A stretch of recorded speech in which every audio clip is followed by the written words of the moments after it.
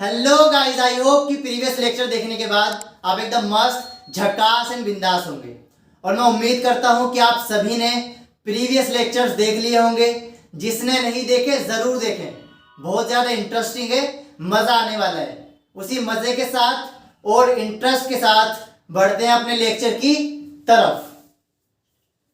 आज का हमारा फर्स्ट टॉपिक है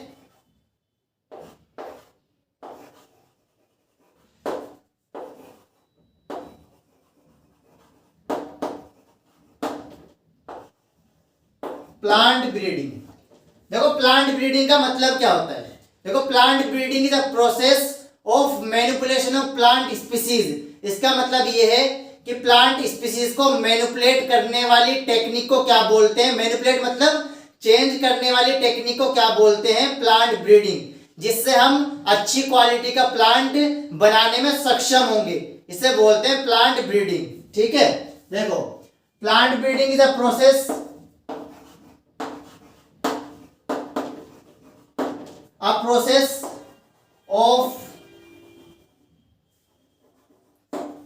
process of manipulation of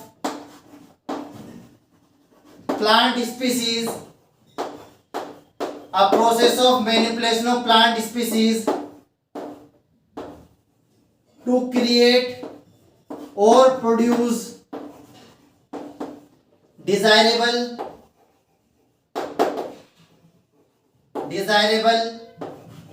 plant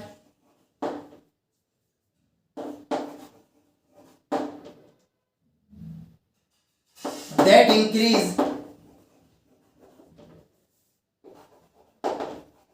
high yield with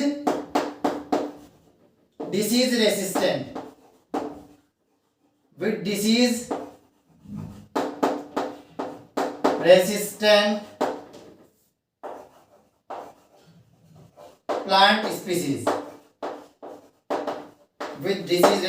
plant species देखो, इसका मतलब मैंने बता दिया, ये एक टेक्निक है जिससे हम डिजायरेबल प्लांट को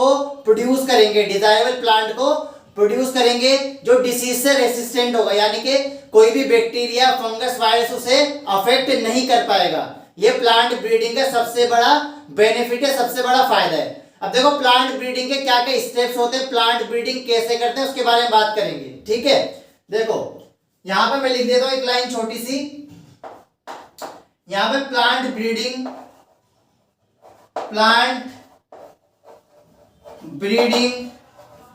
प्रोग्राम, प्लांट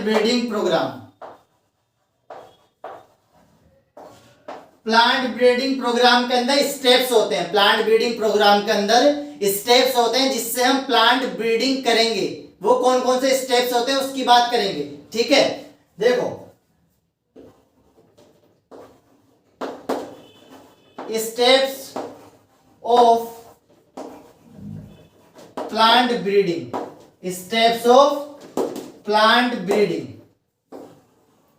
देखो, प्लांट ब्रीडिंग के क्या क्या स्टेप्स होते हैं उसकी बात करेंगे। देखो, सबसे पहला स्टेप क्या होगा, फर्स्ट स्टेप है collection of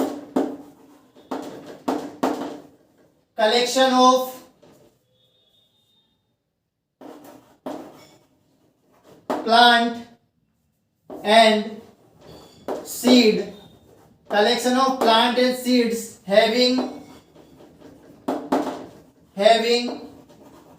all the genes, देखो, इसमें क्या है, सपोज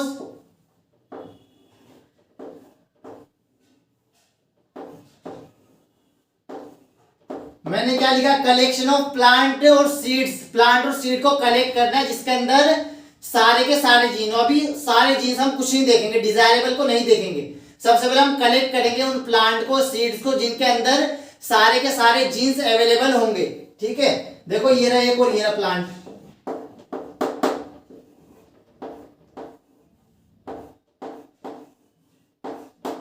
ठीक है, या फिर सीड को भी ले सकते हैं।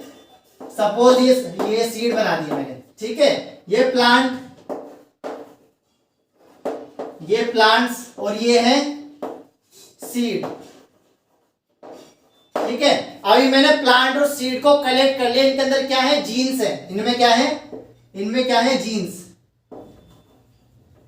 और इनके अंदर भी क्या है, जीन्स है। ठीक है, अब सेकंड स्टेप में मैं क्या करूंगा, इनमें से डिजायरेबल प्लांट को निकालूंगा। सेकंड स्टेप क्या होगा, सेकंड स्टेप होगा अपना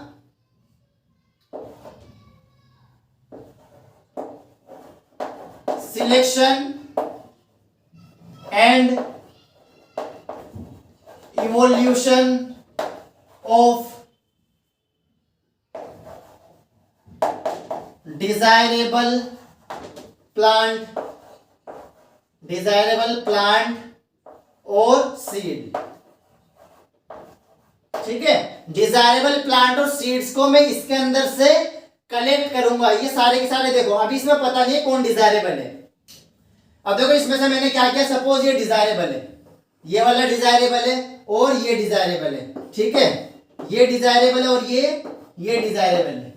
तो सेकंड स्टेप में मैंने क्या किया, इस पूरे के पूरे ग्रुप में से, इस पूरे के पूरे कलेक्शन में से मैंने डिजायरेबल निकाल लिया, जो मुझे चाहिए वो मैंने निकाल लिया। Second step. ठीक है, देखो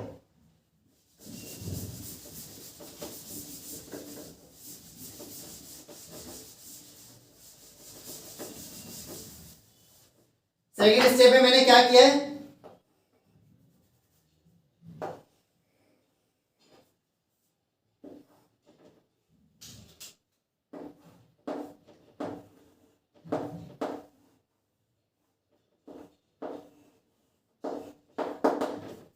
ये दोनों के दोनों क्या है, डिजायरेबल,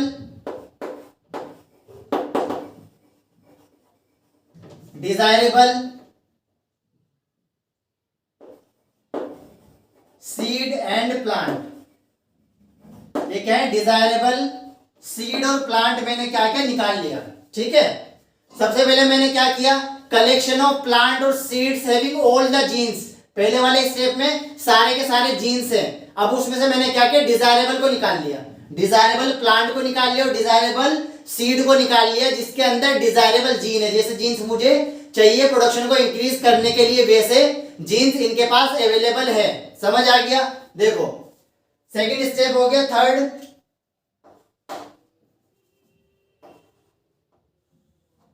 थर्ड क्या होगा, हाइब्रिडाइजेशन।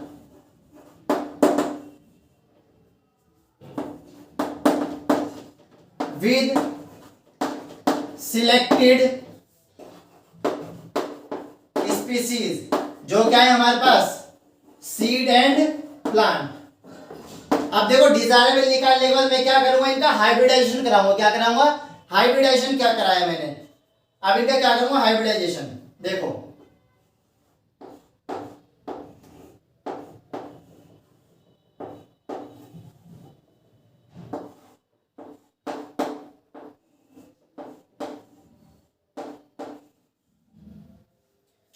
अब देखो इसके ऊपर मैंने क्या किया, हाइब्रिडाइजेशन कराऊंगा। इनका मैंने क्या किया, क्रॉस कराया।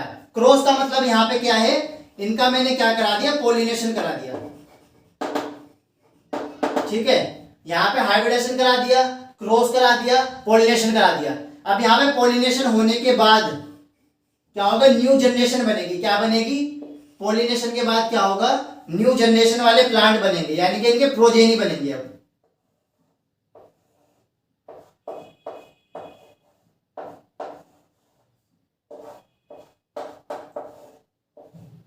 जैसे मेंडल वाले मैंने बताया था ना, मेंडल क्रॉस, वही है इसके अंदर।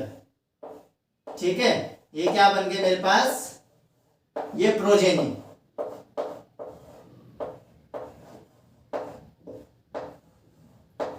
ठीक है, समझ आ गया।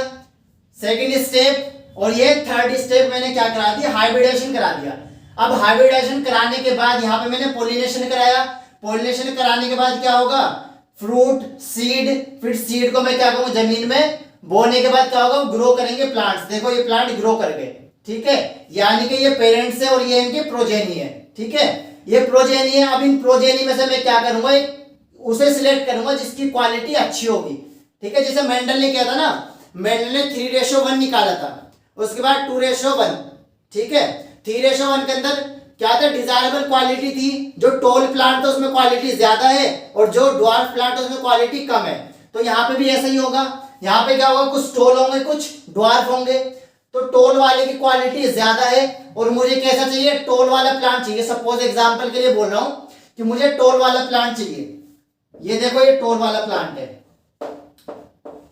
ठीक है। मैंने क्या किया, इसे सिलेक्ट कर लिया। ये क्या है, फोर्थ स्टेप। थर्ड के बाद क्या आएगा, fourth step.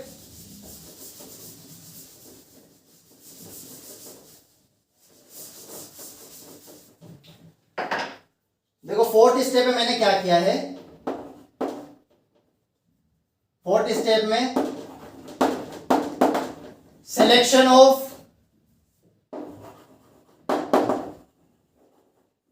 Desirable hybrid plant, desirable hybrid plant. ये सारे के सारे क्या है, हाइब्रिडाइजेशन के बाद बने हैं ना। ये सारे के सारे जो प्लांट है नीचे, ये हाइब्रिडाइजेशन होने के बाद बने हैं। तो ये कैसे प्लांट है, हाइब्रिडाइज्ड प्लांट। कैसे हैं ये है हाइब्रिडाइज्ड प्लांट, ठीक है। इन हाइब्रिडाइज्ड प्लांट में से, इन हाइब्रिडाइज्ड प्लांट में से मैंने क्या किया, एक डिजायरेबल प्लांट को निकाल लिया, ठीक है, जिसकी क्वालिटी ज्यादा है। ये टोल है, बाकी ड्वार्फ है। मुझे कैसा चाहिए, टोल वाला बंदा चाहिए जो लंबा हो, जिसकी क्वालिटी ज्यादा हो। तो मैंने इसे यहां पर सिलेक्ट कर लिया।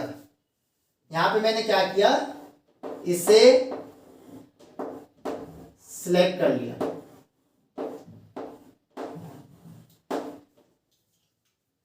हाइब्रिड है, ये हाइब्रिड है, इसकी क्वालिटी अच्छी है ज्यादा। अब मैं लास्ट स्टेप में क्या करूंगा, फिफ्थ स्टेप होगा, फिफ्थ होगा step testing, testing of hybridized plant, ठीक है। अब इस प्लांट की टेस्टिंग कराऊंगा, हाइब्रिडाइज्ड प्लांट की टेस्टिंग कराऊंगा। समझ आ गया। देखो फर्स्ट स्टेप में मैंने क्या किया, collection of all the plant और सीड्स, प्लांट और सीड में से किसी को भी मैंने कलेक्ट कर लिया जिसके अंदर सारे के सारे जीन्स और एलील्स अवेलेबल हो। सेकंड स्टेप में मैंने डिजायरेबल जीन और डिजायरेबल प्लांट को मैंने सिलेक्ट किया। सिलेक्ट करने के बाद उनका क्या कराया, क्रॉस कराया, उनका पोलिनेशन कराया, ठीक है। उसे बोलते हैं हाइब्रिडाइजेशन। हाइब्रिडाइजेशन होने के बाद जो प्लांट बने, उनके जो प्रोजेनी बने, वो क्या है, हाइब्रिडाइज्ड प्लांट है। अब उसमें से मैंने एक डिजायरेबल प्लांट को सिलेक्ट कर लिया। डिजायरेबल प्लांट को सिलेक्ट करने के बाद मैंने उसे बाहर लेबोरेटरी के अंदर टेस्टिंग के लिए भेज दिया कि इसकी क्वालिटी अच्छी है, इसके अंदर क्या क्या चीजें हैं, क्या क्या कंटेंट है, उसके लिए मैंने इसे बाहर भेज दिया। समझ आ गया। ये कितने स्टेप्स हो गए, 5 स्टेप्स हो गए। तो 5 स्टेप्स होते हैं प्लांट ब्रीडिंग के अंदर। और नीट के अंदर ही पूछा जाता है स्टेप बाय स्टेप, स्टेप्स बताओ कौन कौन से स्टेप्स होते हैं प्लांट ब्रीडिंग के अंदर। समझ आ गया। चलो नेक्स्ट हम बात करेंगे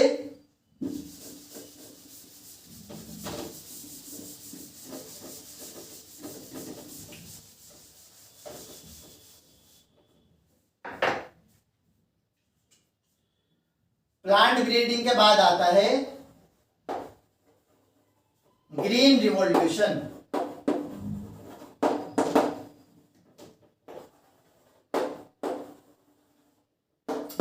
देखो ग्रीन रिवॉल्यूशन कब आया था, 1960 में। कब आया था, 1960 में। नीट के अंदर पूछा गया क्वेश्चन है भाई, ये क्वेश्चन नीट के अंदर भी आया है और एम्स के अंदर भी।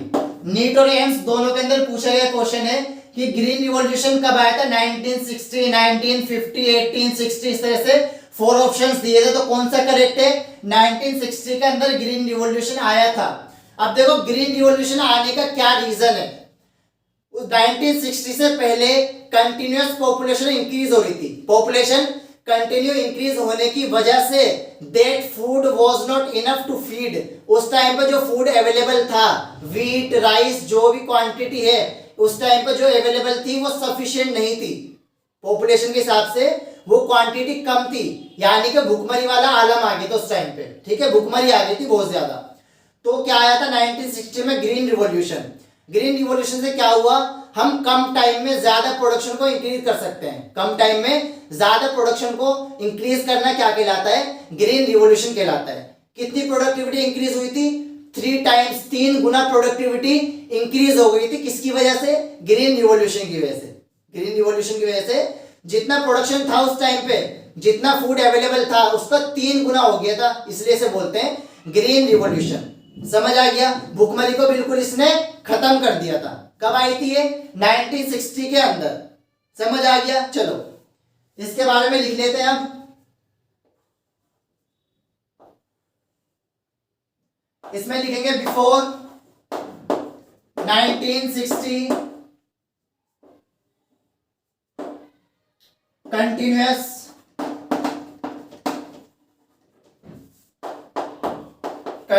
increase in population, continuous increase in population, that available food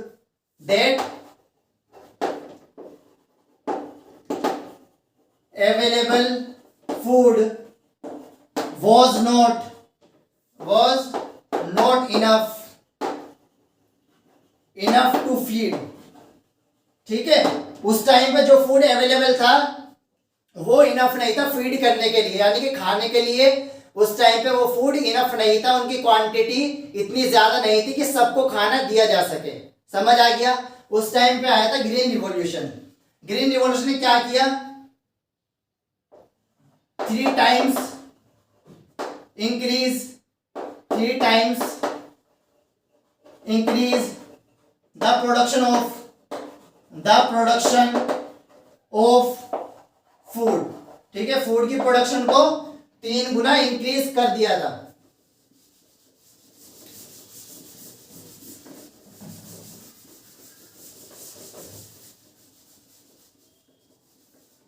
अब देखो ग्रीन रिवॉल्यूशन मैंने क्या बताया, इसके बाद नेक्स्ट पॉइंट आएगा इसके अंदर। Green revolution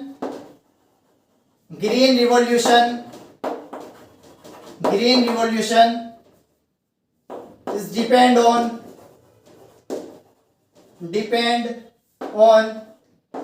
the technique of plant breeding।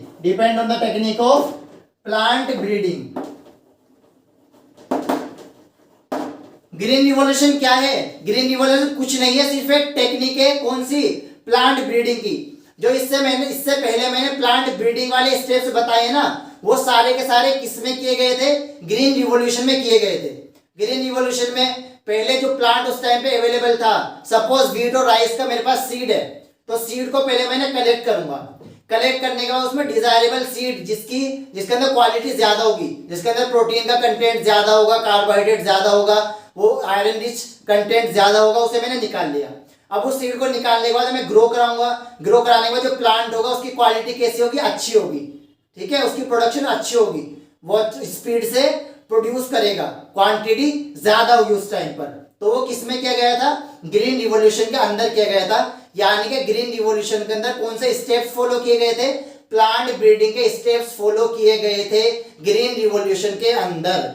समझ आ गया? चलो अब ग्रीन रिवॉल्यूशन किसके लिए किया गया था उस टाइम पर? 1960 में ग्रीन रिवॉल्यूशन किसके लिए किया गया था? ये किया गया था व्हीट के लिए, व्हीट राइस। ठीक है, व्हीट और राइस के लिए किया गया था उस टाइम पर। अब इससे हुआ क्या था? देखो व्हीट और राइस की बात करेंगे। व्हीट और राइस 1960 से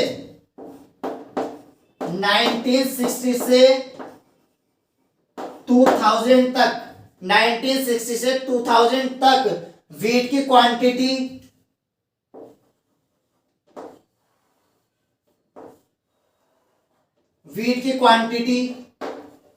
एक तरफ व्हीट लिख देता हूं, एक तरफ राइस। देखो ग्रीन रिवॉल्यूशन से क्या हुआ था वो बता रहा हूं। ग्रीन रिवॉल्यूशन किसके लिए किया गया था? व्हीट और राइस के लिए किया गया था। इससे क्या हुआ? देखो 1960 में आया था, 1960 से 2000 तक, 1960 से 2000 तक व्हीट की जो क्वांटिटी थी उस टाइम पर वो थी 11 मिलियन टन। ठीक है, 11 मिलियन टन से कितनी हो गई थी 2000 तक? ये हो गई थी 75 मिलियन टन। देख रहे हो कितनी क्वांटिटी इंक्रीज हो गई, पहले कितनी थी 11 मिलियन, कितनी हो गई 75 मिलियन। 11 से 75, 3 गुना से भी ज्यादा प्रोडक्शन को इंक्रीज कर दिया। किसने? ग्रीन रिवॉल्यूशन की वजह से हुआ है। और कौन सी टेक्निक का यूज किया है? प्लांट ब्रीडिंग टेक्निक का यूज किया गया था, जिसकी वजह से वीट की उस टाइम पे कितनी क्वांटिटी थी 11 मिलियन टन, कितनी हो गई 75 मिलियन टन। अब राइस के अंदर, राइस में पहले कितनी थी, राइस में पहले कितनी थी बिफोर, पहले थी इसके अंदर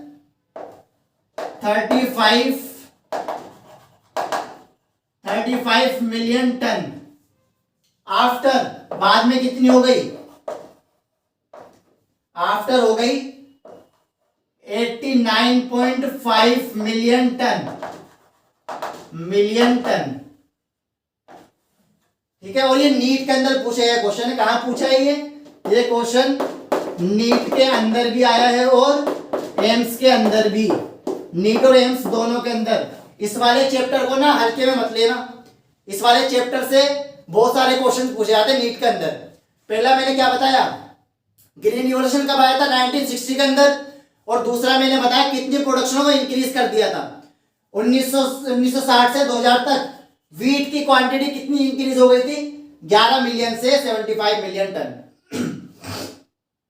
और राइस की 35 से 89.5 मिलियन टन, इतनी इंक्रीज हो गई थी।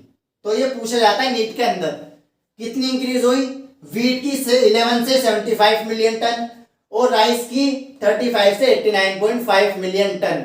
ठीक है, इसमें गड़बड़ हो जाती है, कोई राइस के अंदर 75 मिलियन टन, कोई इसे इसके अंदर मिक्स कर देता है उस टाइम पर। ठीक है, तो ध्यान से करेक्टली याद करना है। चलो नेक्स्ट हम बात करेंगे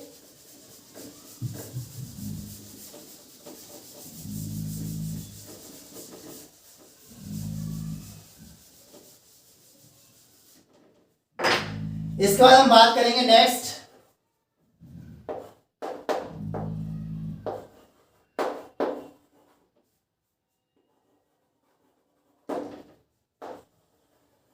ई बर्डलॉग। एक साइंटिस्ट है, उसने डेवलप किया ई बर्डलॉग, डेवलप्ड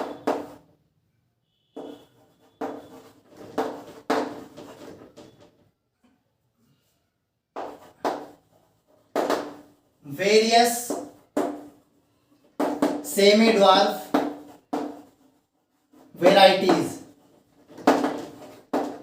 बहुत सारी इसने सेमी ड्वार्फ वेराइटीज को डेवलप किया था। ई बर्डलॉग एक साइंटिस्ट थे, इसने सेमी ड्वार्फ वेराइटी को डेवलप किया था। कौन कौन सी वेराइटी थी देखो, इसने क्या किया,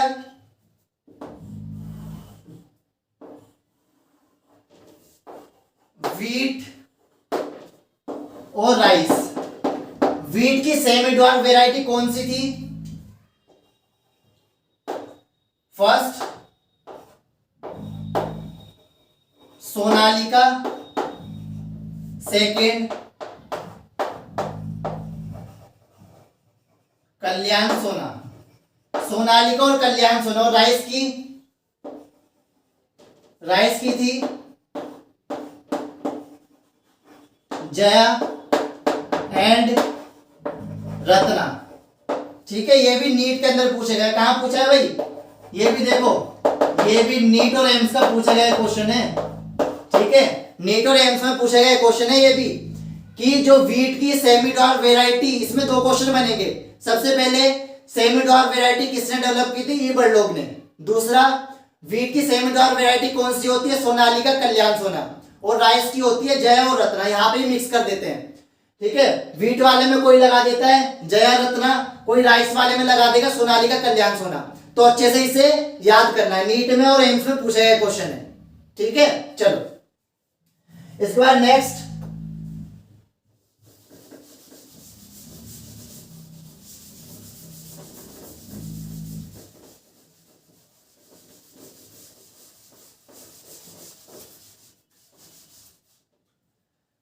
ये जो वेराइटी है, these varieties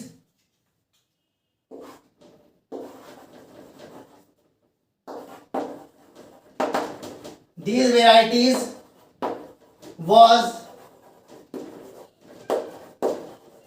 developed from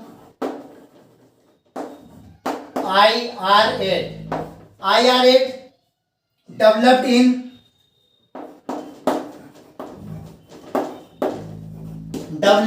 in international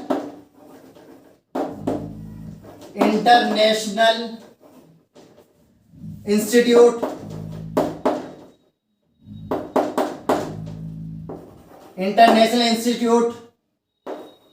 IRRI, International Research Institute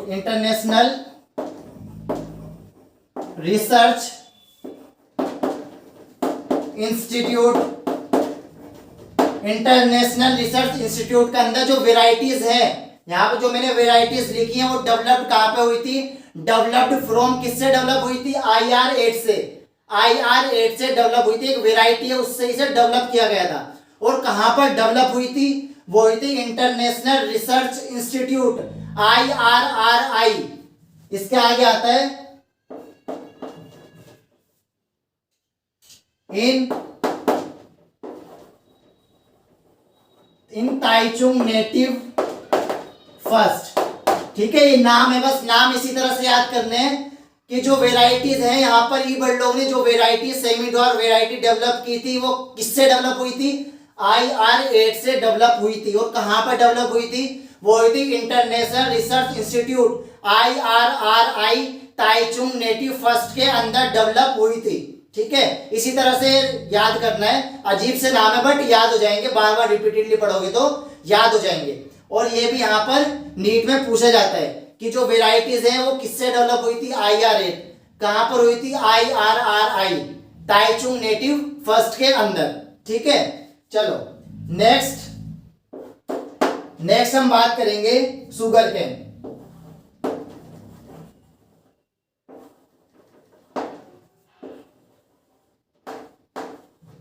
देखो शुगर केन की दो वेराइटीज हैं।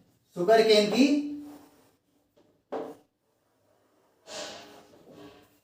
की दो वेराइटीज है, एक नॉर्थ इंडिया और एक साउथ इंडिया। एक नॉर्थ इंडिया में पाई जाती है और एक साउथ इंडिया में पाई जाती है। शुगर केन जो गन्ने की दो वेराइटीज है, एक नॉर्थ इंडिया में पाई जाएगी और एक साउथ इंडिया में पाई जाएगी। दोनों में डिफरेंस क्या है उसकी बात करेंगे। देखो इतना समझ आ गया? ठीक है, वेरी गुड।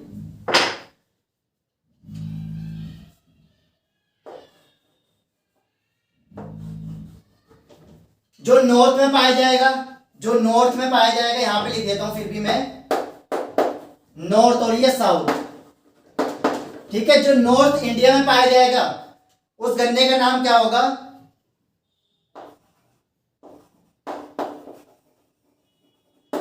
Sacrum barberi. और जो साउथ में पाया जाएगा उसका नाम होगा सेक्रम ऑफिसिनेरम। ठीक है, सेक्रम बारबेरी और सेक्रम ऑफिसिनेरम। नॉर्थ में जो पाया जाएगा वो होगा सेक्रम बारबेरी और जो साउथ इंडिया में पाया जाएगा उस गन्ने का नाम होगा सेक्रम ऑफिसिनेरम। क्या होगा? Sacrum officinarum. नाम अजीब से हैं, बार बार पढ़ोगे तो याद हो जाएंगे। ठीक है, अब देखो इसकी क्वालिटी क्या है। इसकी क्वालिटी है, ये होता है थिन। कैसा होगा? ये होता है thin and poor in sugar. इसमें शुगर का कंटेंट कम होगा और ये थिन होता है। इसके अंदर ये होता है थिक होता है और शुगर का कंटेंट इसमें ज्यादा होता है। इसमें क्या होगा? High sugar content. ठीक है, अब देखो ये मैंने यहां पर बना दिया।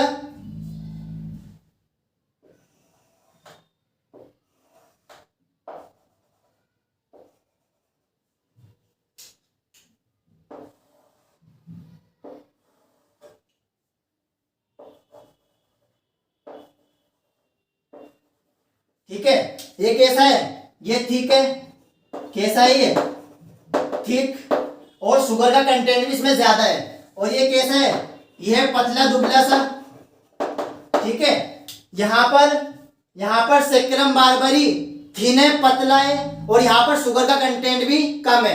पतला होगा तो शुगर का कंटेंट कम है, और यहाँ पर ये मोटा है, ठीक है, यहाँ पर शुगर का कंटेंट ज्यादा है। अब मैंने दोनों के बीच में क्या किया, क्रॉस करा दिया। क्या किया, दोनों के बीच में मैंने करा दिया भाई क्रॉस, दोनों के बीच में मैंने क्रॉस कराया। अब क्रॉस कराने के बाद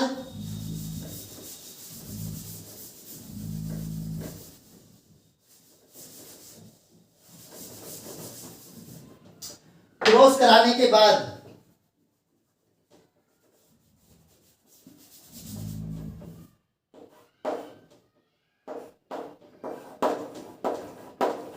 क्रॉस कराने के बाद मेरे पास जो वेराइटी आएगी, मेरे पास जो वेराइटी आएगी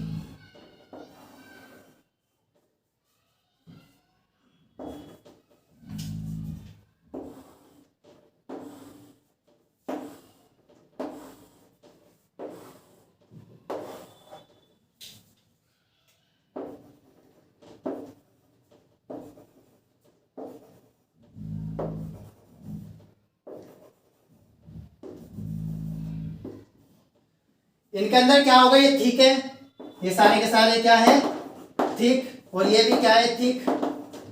यहाँ पे शुगर का कंटेंट भी ज्यादा है, यहाँ पर शुगर हाई है, और यहाँ पे भी हाई शुगर कंटेंट, ठीक है। यहाँ पे भी शुगर का कंटेंट ज्यादा है और ये थिक है।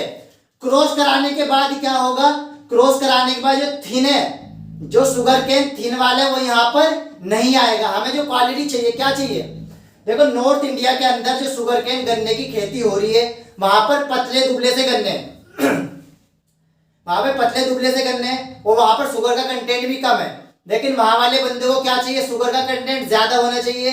तो क्या किया, इन दोनों के बीच में क्रॉस करा दिया। नॉर्थ इंडिया वाले गन्ने को साउथ इंडिया वाले से क्रॉस करा दिया। क्रॉस कराने के बाद जो न्यू वेराइटी आई हमारे पास, उन सब के अंदर कंटेंट ऑफ शुगर ज्यादा है, शुगर का कंटेंट ज्यादा है, और वो कैसे थिक है, मोटे हैं, ठीक है। तो इस तरह से क्वालिटी को इंप्रूव किया गया, प्रोडक्शन को इंक्रीज किया गया। अब नेक्स्ट और लास्ट टॉपिक आता है अपना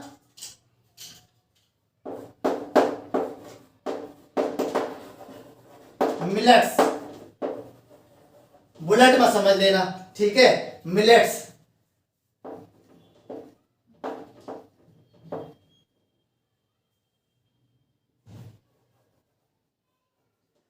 यह है हाइब्रिडाइज्ड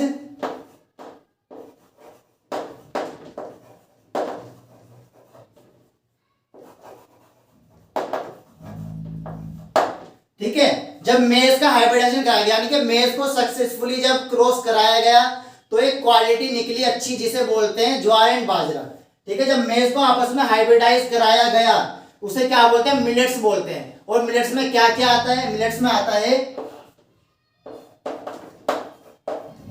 ज्वार एंड बाजरा, ठीक है। जब मेज को आपस में क्रॉस कराया गया उससे एक न्यू वेराइटी निकली जिसे बोलते हैं मिलेट। क्या बोलते हैं, मिलेट्स बोलते हैं। और मिलेट्स में क्या क्या आता है, jowar and bajra. Successfully developed in